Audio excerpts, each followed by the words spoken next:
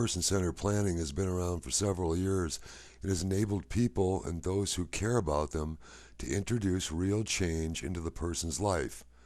Benefits to people have included better jobs, their own place to live, being able to own and drive a car, being able to be self-employed, going to school, and owning a home.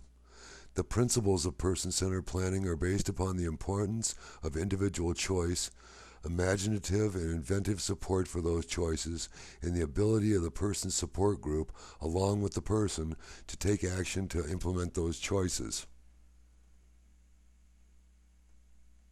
The basic principles of person-centered planning are the support of self-determination and personal empowerment, a strengths-based form of information gathering, establishing personal priorities, action planning for goal accomplishment, and using personal networks to enhance success for the person.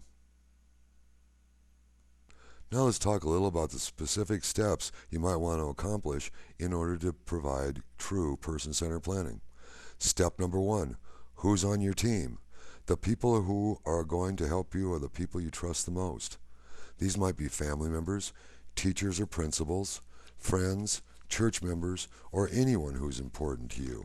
Step number 2, you pick the place to meet. Where do you feel the most comfortable? What makes you feel good about yourself? In your house? In a favorite restaurant? In the church you attend? The place must be large enough for the people you invite and quiet enough for everyone to be heard. Step number 3, what do you want to change about your life? Let's talk about your strengths. What you like, the places that you like to go, the people you like, where you want to live, what you want to do for a job. Step number 4, gathering information.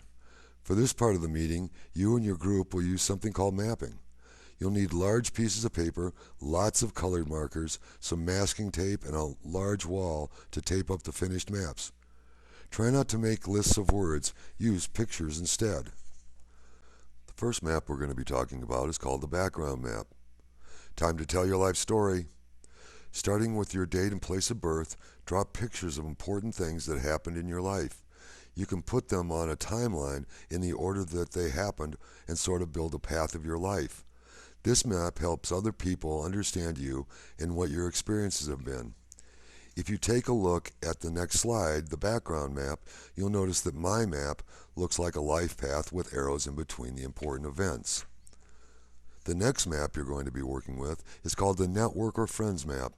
This map answers the question, who's important to you in your life?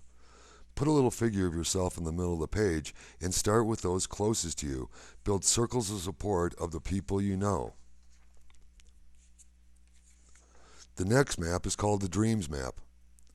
What do you want for yourself in your life? It's all up to you in this map. Draw pictures of things that you want, your own house, car, job, vacation. Draw them with as much detail as you can and always draw yourself in the picture. Then there's the preferences map. Using this map, you'll be able to tell the group what's important and motivating to you and what you'd like to stay away from. On one side of the map says what works and the other side what doesn't. The picture shows a written list, but it would be better still if you could draw the picture. Establishing priority. From the dreams map and using the information from the other maps, establish priorities for action. Priorities may address a work goal directly or may describe a path to a work goal. Action planning. Describe the initial 5 steps that lead to goal accomplishment.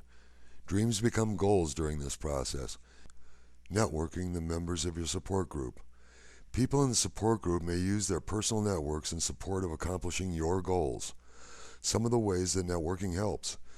They can connect you with people you don't know who can help you, and they can connect you directly to your goal. Employers, real estate agents, and car dealers. At the end of the initial meeting, plans should be made to reconvene in a second meeting within the next 2 weeks. Never more than a month. You want to keep that group together and working for you all the time.